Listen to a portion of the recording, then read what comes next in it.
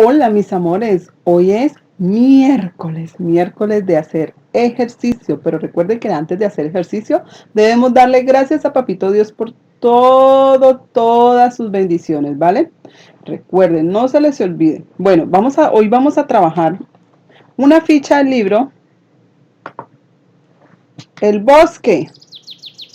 ¿Listo? Esa ficha del libro la vamos a trabajar en clase. El bosque, todos sabemos que es un bosque, ¿cierto?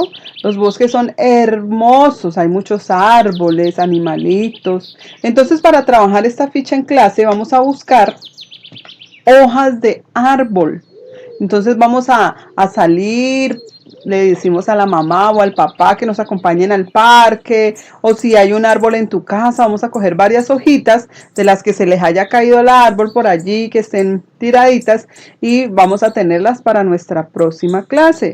Pueden ser hojitas así verdecitas o si están sequitas, no importa, ¿vale? Porque con este material es que vamos a trabajar la ficha en nuestro próximo encuentro virtual, ¿vale, mis amores? Después de esta actividad, vamos a trabajar algo muy chévere con la teacher Noelia. Para esta actividad nos vamos a poner nuestro traje de baño, mis amores.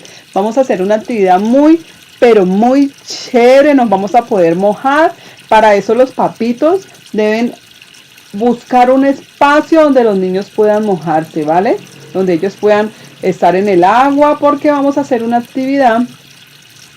Es una actividad, pero es una actividad pero muy chévere, ¿vale? Entonces, a ponernos nuestro traje de baño para esta actividad tan chévere que vamos a hacer con la teacher Noelia. Entonces, preparados, nos vemos el próximo miércoles en nuestra clase virtual bien chévere para mojarnos y poder pasar un rato agradable.